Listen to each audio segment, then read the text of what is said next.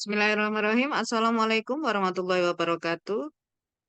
Bergabung kembali kepada di channel Bu Azza. Kali ini Bapak Ibu guru kita akan mengikuti materi ataupun sosialisasi dan penguatan muatan moderasi beragama yang ini menjadi wajib bagi seluruh ASN di Kementerian Keluarga Besar Kementerian Agama Republik Indonesia khususnya. Selamat menikmati, ini adalah penguatan moderasi bagi juga guru dan ada di Pusdiklat di Balai Latihan yang ini menjadi materi utama untuk Bapak Ibu guru di madrasah, moderasi agak beragama di madrasah. Selamat mengikuti.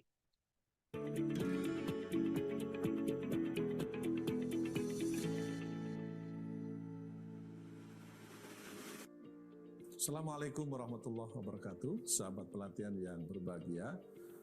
Hari ini saya ingin materi terkait apa yang kita sebut dengan moderasi beragama dan pembangunan nasional. Sebuah tema yang sangat penting karena ini menjadi satu alasannya khusus moderasi beragama ya. Kalau kita bicara moderasi beragama, ini menjadi isu yang sangat besar, terutama dalam konteks pembangunan nasional yang sudah masuk IMN tahun 2020 tahun 2024. Ada dua yang saya kira perlu kita berikan penekanan. Pertama, kata moderasi. Ini kata moderasi ini ya, sekali kata moderasi ini harus difahami bagaimana cara beragama yang moderat. Nah, mengapa ini penting disampaikan? Karena ada kecenderungan beragama di satu sisi, ada gejala orang beragama itu justru belakangan ya, sekali lagi belakangan, ada kecenderungan yang menggunakan pendekatan-pendekatan yang terlalu ekstrim di satu sisi. Ya. Ada juga yang cenderungnya terlalu yang kita sebut dengan lebih tekstualis. Jadi tekstualis itu juga sesuatu yang ada persoalan tersendiri, tapi terlalu ekstrim juga hal yang lain. Karenanya kemudian ya kita sasar dalam konteks tema ini adalah beragamanya. Beragama berarti lebih kepada pelaku umat.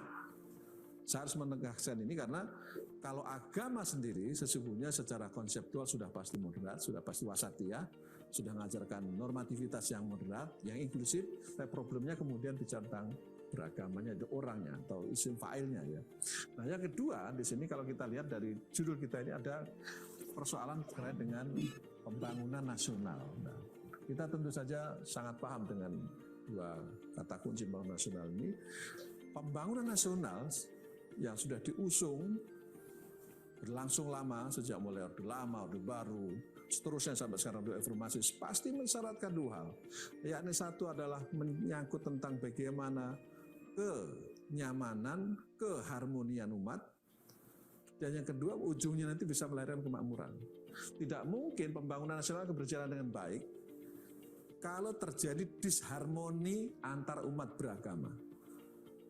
Nah, makanya kemudian dalam konteks dua tema ini, moderasi beragama akan sangat berkontribusi bagi pembangunan nasional. Sahabat pelatihan yang saya hormati, saya ingin masuk pada tema berikutnya ya, terkait dengan apa yang kita sebutkan indikator ya. Ada indikator, ada empat indikator yang menjadi konsep moderasi beragama. Nah, empat itu adalah satu konsep ini, apa yang kita sebut dengan anti kekerasan ya. Jadi saya harus menyebut ini penting sekali.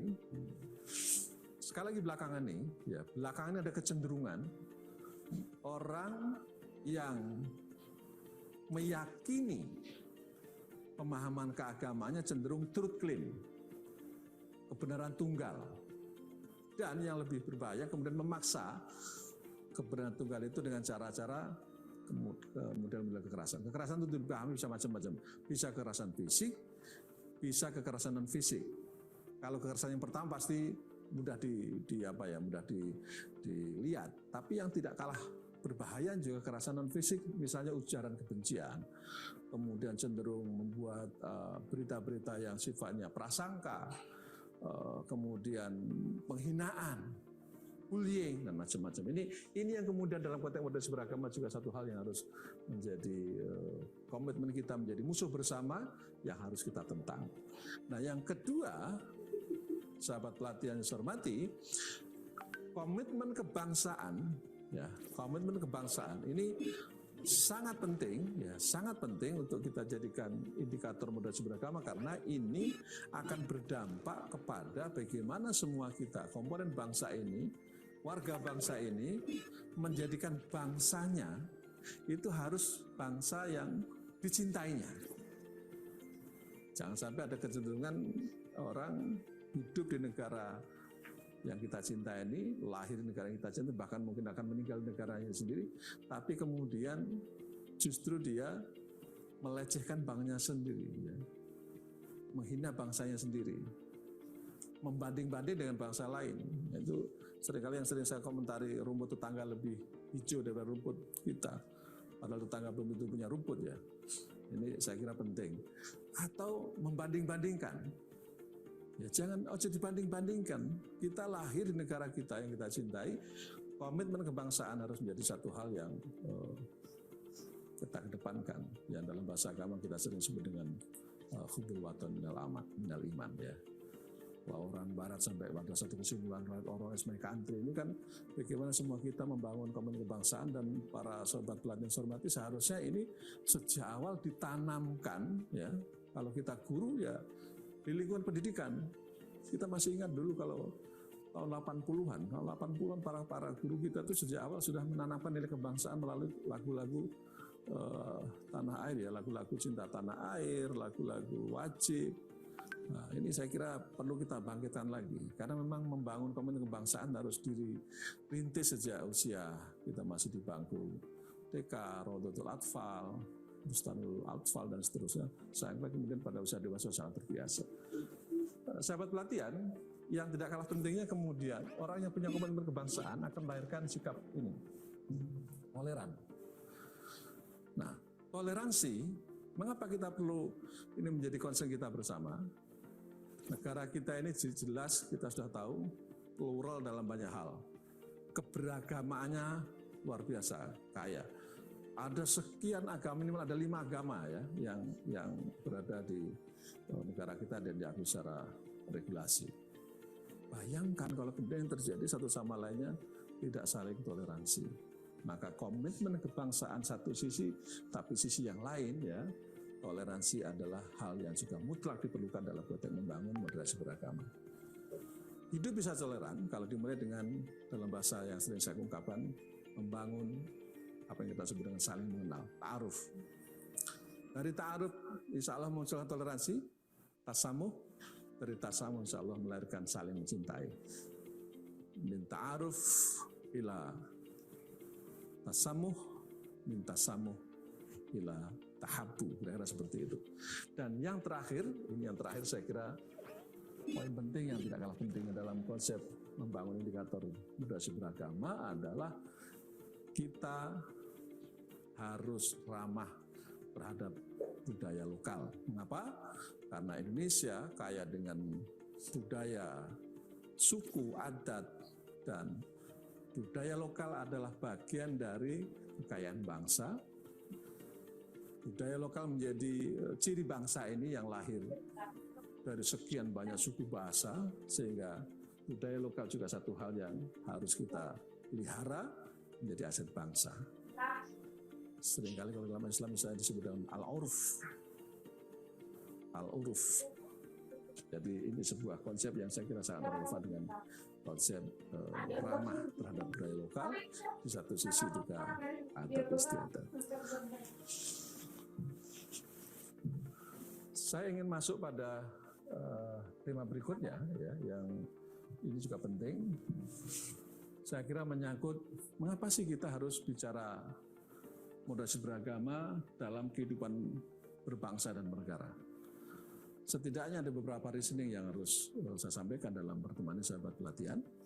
Pertama, ya, kita tahu, tadi di awal saya sampaikan, Indonesia sebelum bernama Indonesia, orang sering menyebut Nusantara, Ini dulu dikenal dengan ya negara yang sangat religius. Hampir semua keyakinan itu tumbuh di negara kita ini. Jauh sebelum nama Indonesia itu lahir. Dulu masih disebut Nusantara. Berbagai keyakinan sudah ada. Nah, karena itu sebuah realitas yang tidak bisa kita hindari. Sebagai sebuah negara yang sangat kuat religiositasnya, maka tugas kita bagaimana kemudian religiositas itu menjadi bagian penting yang juga harus kita perkuat kekayaan bangsa. Nah, di satu sisi, ya, negara ini hadir begitu kita memproklamirkan tahun 1945, ada sekian banyak diskusi. Kita ini di satu sisi nilai-nilai agama sudah terbangun sedemikian kuat, tapi di sisi lain kita juga harus menghadirkan sebuah negara. Konsep kita apakah negara ini berdasar negara agama atau bukan? Muncullah beberapa pandangan yang kemudian diskusinya sangat halus, diskus pada tahun itu. Satu sisi ada yang menghendaki negara agama, sisi lain negara sosialis, sisi lain negara komunis. Dan sampai pada satu kesimpulan, para founding fathers kita, berarti pendiri bangsa ini bersepakat, negara kita bukan negara agama. Tapi jangan lupa, negara kita juga bukan negara sekuler yang menegasikan agama. Negara kita negara apa? Negara yang menghargai agama di satu sisi, di sisi lain kita juga melindungi pemeluk agama.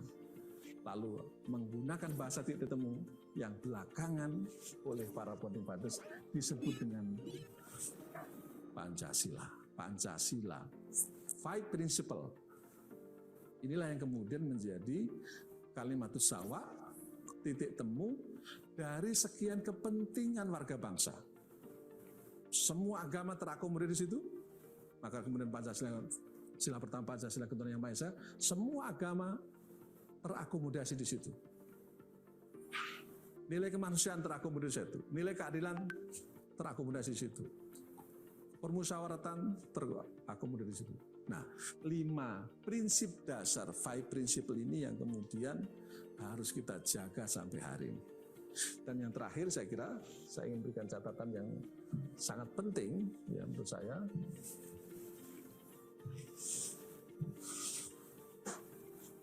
Nah ini yang kemudian menjadi konsep yang harus kita jaga sebagai final decision sebagai warga bangsa. Saya sering menyebutnya dengan istilah PBNO.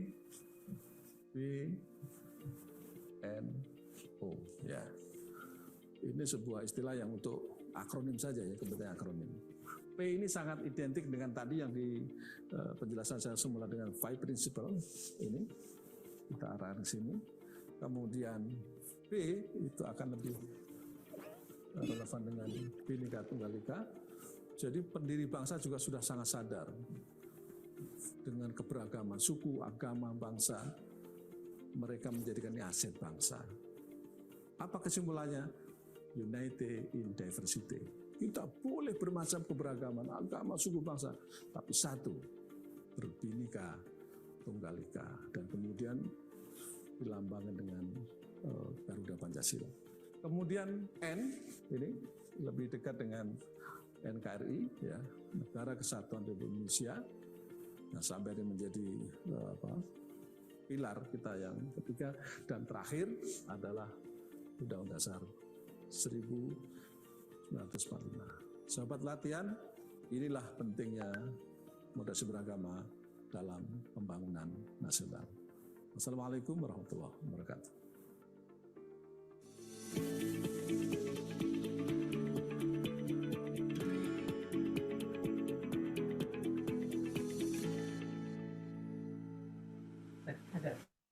Demikianlah penguatan moderasi beragama yang ini bisa dipraktekkan untuk guru dan juga lembaga madrasah.